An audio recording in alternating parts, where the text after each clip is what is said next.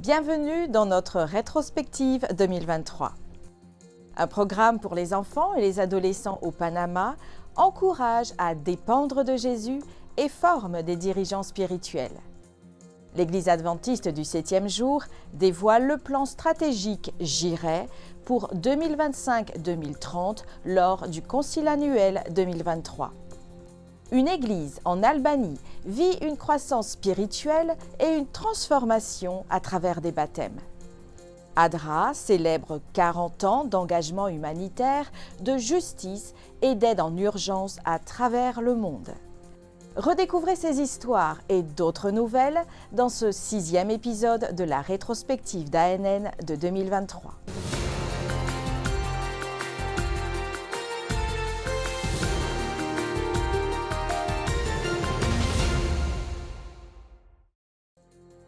Le Centre universitaire adventiste de São Paulo, UNASP, au Brésil, dispose d'un espace spécial pour les jeux religieux destinés aux étudiants de l'établissement et de la communauté.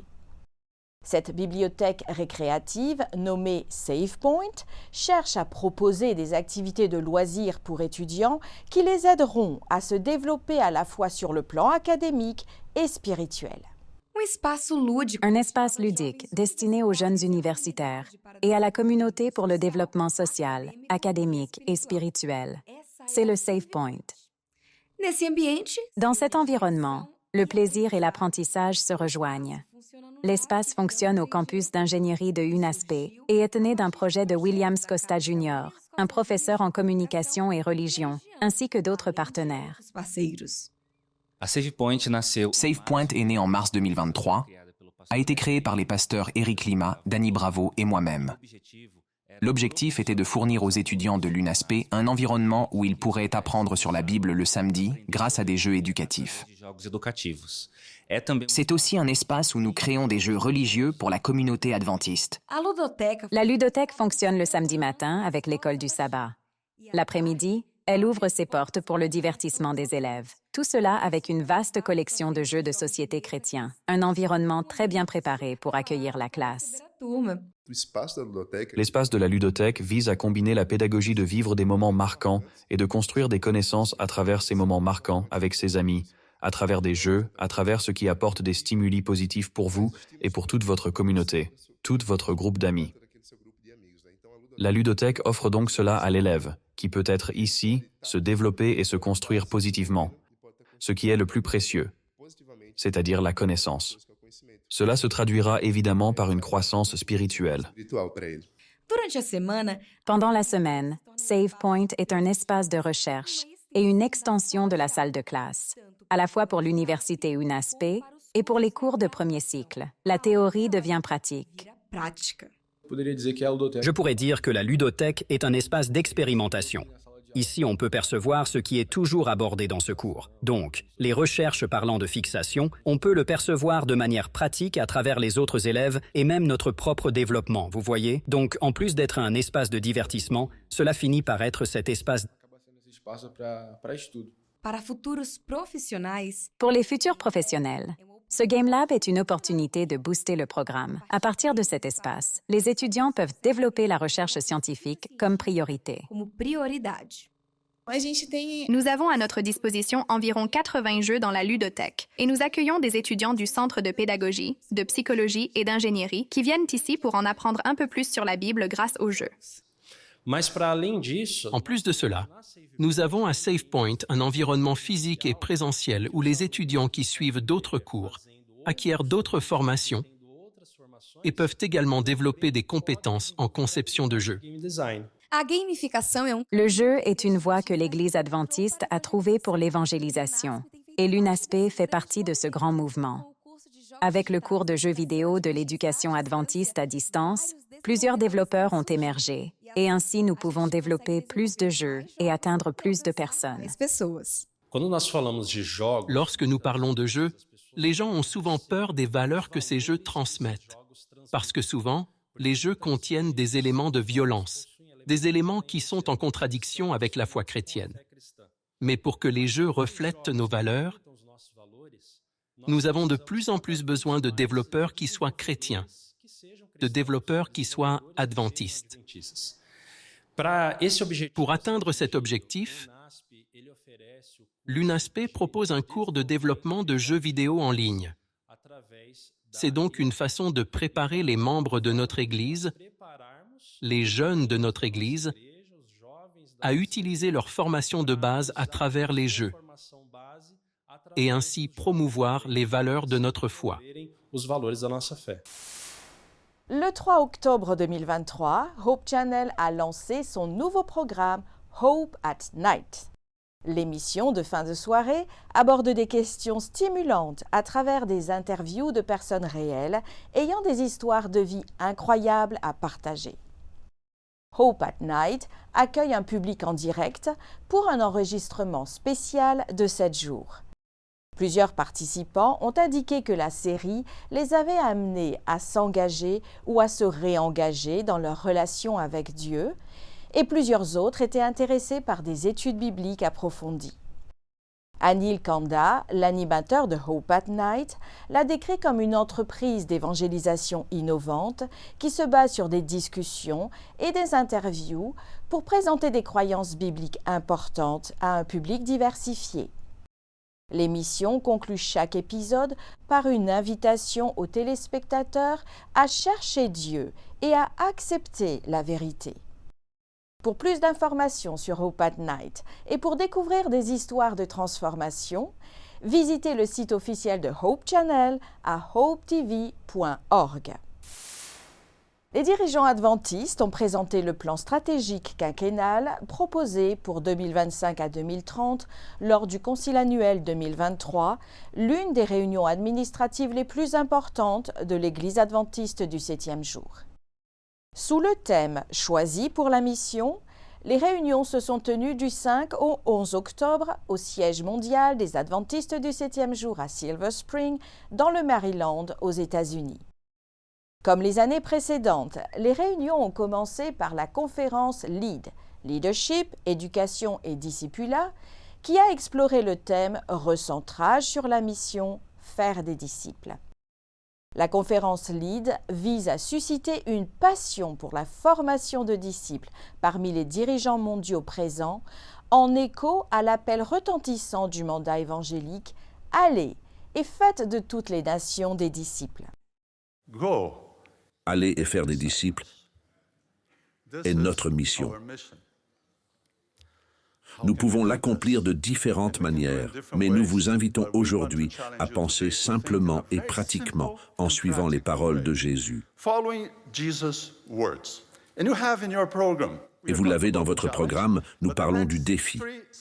Mais ce matin, nous parlerons des 3 phases d'un processus de formation de disciples. Le premier est l'appel, le deuxième est le parcours, et le troisième est la mission. Parce que Jésus a dit « Venez et suivez-moi, et je vous ferai pêcheurs d'hommes ». Le plan stratégique proposé pour guider le prochain quinquennat, avant d'être officiellement adopté lors du Concile annuel 2024, portera le même nom, J'irai, et comporte 21 objectifs mesurables. Ces objectifs permettront aux membres et aux dirigeants du monde entier de comprendre clairement l'intention du plan. Il comprendra 4 priorités stratégiques. D'abord, une communion avec Dieu.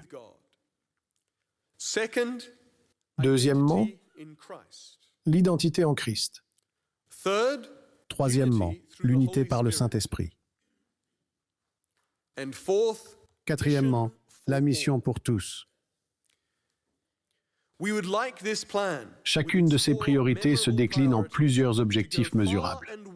Nous voulons donc qu'elles soient facilement comprises par les membres d'Église et par les dirigeants haut placés de l'Église. Pour conclure cette rubrique consacrée au plan stratégique 2025-2030, Ted Wilson, Paul Douglas et Ayrton Coller, les 3 administrateurs de la conférence générale, ont offert leur soutien. Maintenant que nous avons ces 21 objectifs mesurables et ces 4 priorités stratégiques, il nous incombe de nous assurer que les ressources données par Dieu pour la mission sont alignés sur cette mission à laquelle nous nous engagerons. Hier, le pasteur Keller a ajouté un autre élément à la mission, qui est se recentrer. Les deux premiers sont « puis », il a ajouté la formation de disciples. J'en ajoute un quatrième, mobiliser les ressources que Dieu nous a données pour la mission.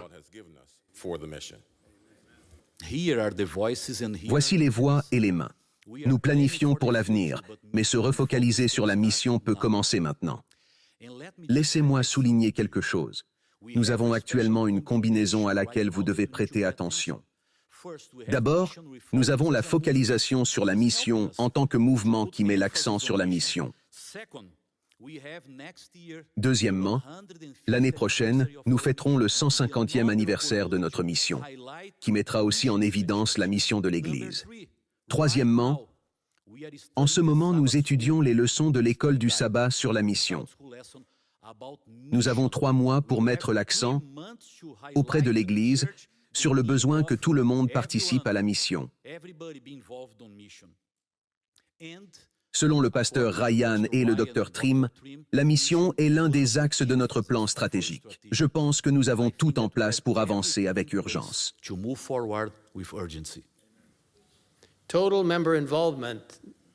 L'implication totale des membres, pasteur Ryan, est essentielle car Dieu ne demande pas à cette assemblée d'accomplir simplement la mission.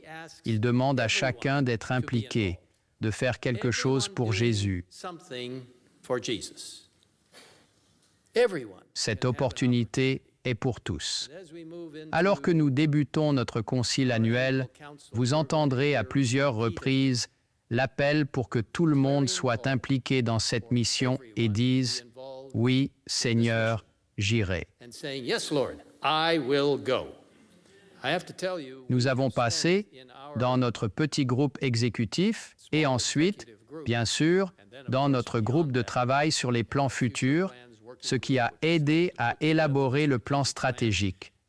Et ces statistiques que vous avez vues aujourd'hui, laissez-moi vous dire, sont alarmantes. Beaucoup d'entre ces choses sont difficiles. Nous avons beaucoup à faire au sein de l'Église afin de pouvoir partager ensuite à l'extérieur de l'Église. Mais nous tous pouvons faire partie de ce plan stratégique en disant « Oui, Seigneur, j'irai ». C'est pourquoi l'implication totale des membres, le ITM mondial, est si important. La semaine prochaine, nous partagerons d'autres moments marquants du Concile annuel de l'Église adventiste du 7e jour. L'Agence adventiste de développement et de secours, ADRA, a célébré une étape importante. 2023 a marqué les 40 ans de l'engagement d'ADRA envers le service humanitaire.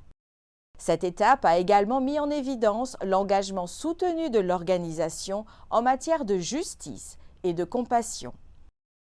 Au fil des décennies, cette agence a acquis une reconnaissance mondiale pour son travail exceptionnel dans l'aide d'urgence en répondant à des milliers de désastres et de catastrophes naturelles dans le monde entier. Bonjour, je m'appelle Michael Kruger, président d'ADRA International. Cette année, ADRA célèbre une merveilleuse étape de 40 ans de service aux communautés vulnérables et marginalisées à travers le monde. La première grande intervention d'ADRA en 1983 s'est déroulée dans le cadre de la famine en Éthiopie. Depuis, ADRA a répondu à des milliers de catastrophes naturelles. Il est important de regarder en arrière et de voir comment Dieu a béni cette agence pour tirer les leçons des défis auxquels nous avons été confrontés. Plus important encore, ADRA doit s'assurer qu'elle est prête à répondre avec justice, compassion et amour.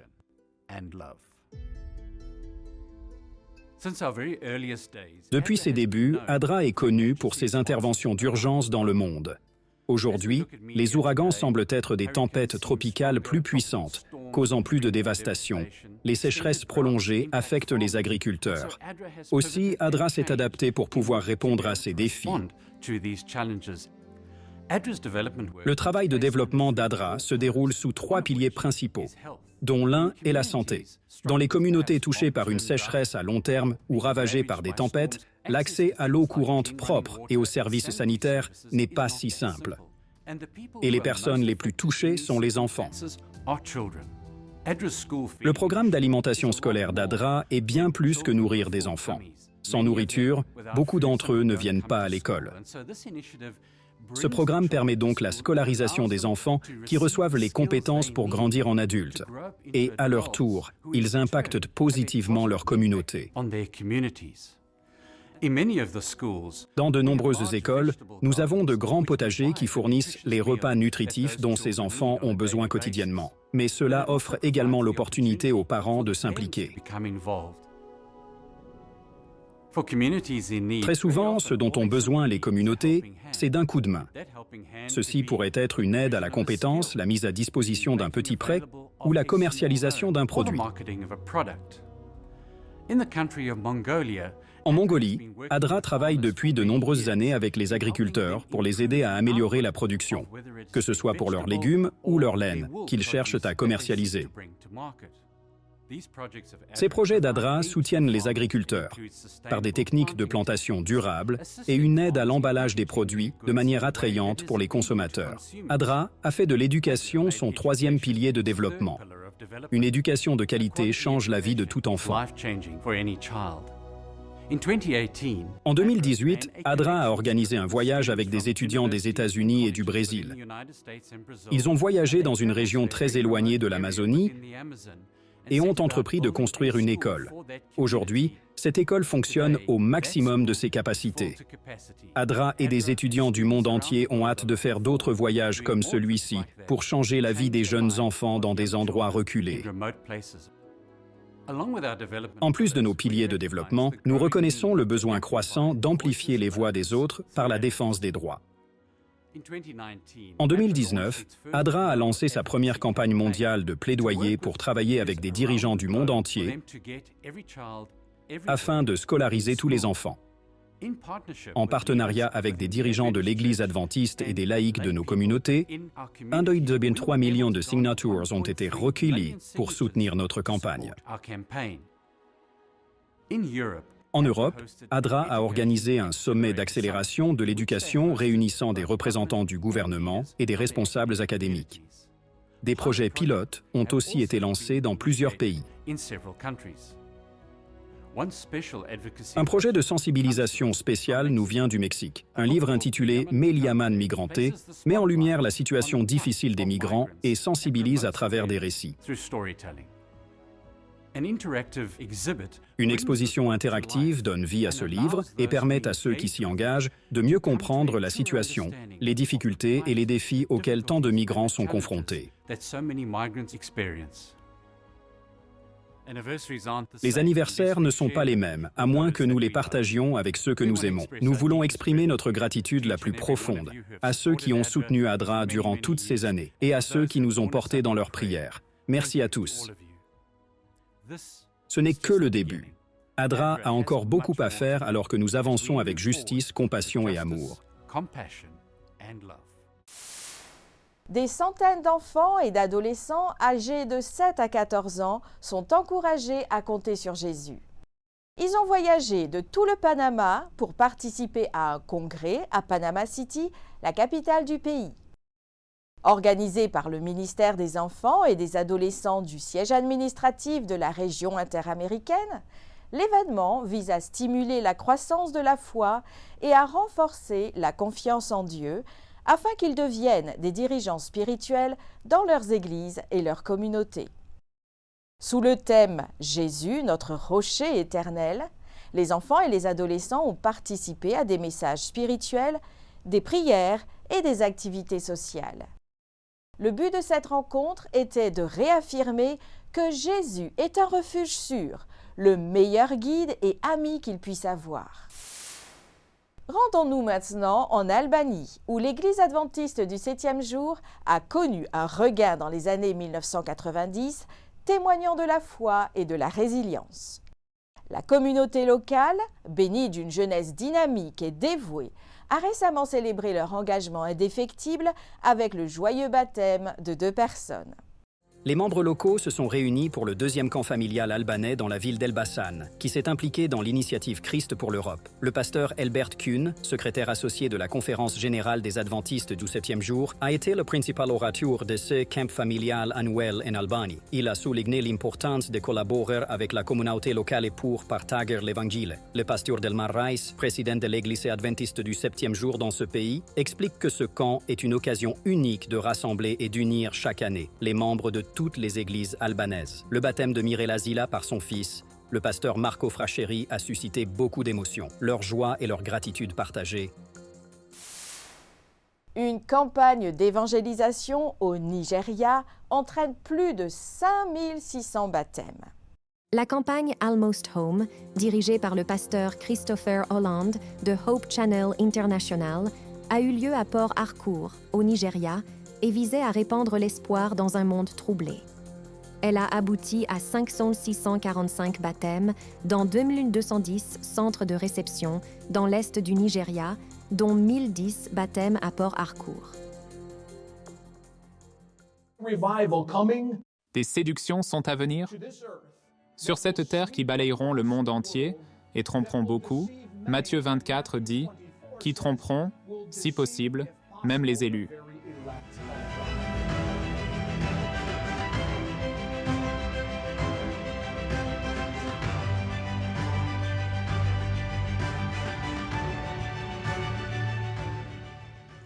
Parmi les nombreuses histoires de transformation qui ont suivi cette série évangélique, il y a celle de James Enwada Didia, qui a renoncé au culte ancestral malgré les menaces. Sa conversion a entraîné la destruction d'objets sacrés et son baptême s'en est suivi, symbolisant un changement spirituel significatif. De nombreux témoignages de guérison et de conversion ont émergé pendant la campagne, mettant en évidence l'impact des messages du pasteur Holland. La campagne a également attiré l'attention de divers médias et de personnalités influentes, mettant en avant l'impact de cet événement. Malgré les défis, le succès de ces rencontres dans l'engagement des membres dans la prière et la mission a été reconnu et célébré, renforçant l'impact des ministères des médias et l'engagement à diffuser le message de Dieu.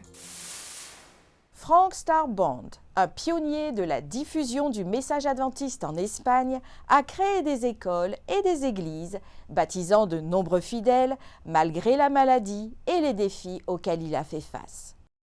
L'engagement qu'il a légué en exemple perdure parmi les 17 000 adventistes d'Espagne. Frank Starbond et son frère Walter furent les premiers missionnaires à apporter le message adventiste en Espagne. Issu d'une famille de 12 enfants, Frank est né aux États-Unis dans une grande famille californienne. En 1899, il obtient un diplôme de théologie au Hillsborough College, aujourd'hui Pacific Union College. Lors d'une réunion de camp à Fresno, le pasteur Arthur J. Daniels, président de la conférence générale, lança un appel aux volontaires pour aller prêcher le message adventiste dans de nouveaux territoires. Frank et Walter se portèrent volontaires. Comme ils avaient travaillé parmi les hispaniques en Arizona et au Nevada, et qu'ils avaient une certaine connaissance de la langue espagnole, ils furent envoyés pour être les premiers à prêcher le message adventiste en Espagne. Frank avait 27 ans lorsqu'ils arrivèrent à Barcelone en 1903. Très vite, ils s'installèrent dans la ville de Sabadell, où ils créèrent une école. Le travail missionnaire, le ministère de colporteurs et les conférences publiques ont rapidement porté leurs fruits et 3 personnes se sont fait baptiser. 2 ans après son arrivée, Frank est tombé malade de la variole et a dû retourner aux États-Unis. 1 an plus tard, il est retourné en Espagne en bonne santé, marié à Martha M. Farnsworth.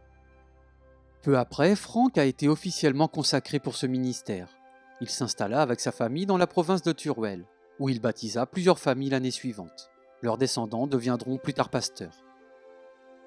En 1912, Frank a contribué à établir les 2 premières églises en Espagne. La première à Barcelone et la seconde à Jérica. Alors qu'ils vivaient dans l'est de l'Espagne, Frank et Martha eurent une fille et 2 ans plus tard un fils. Frank devint le 2e président de la mission espagnole et travailla en Espagne jusqu'en 1923, date à laquelle, épuisé par le travail et malade, il rentra aux États-Unis. Après une vie de service incluant le pastorat et l'évangélisation, il mourut à Fresno, en Californie, le 25 avril 1924.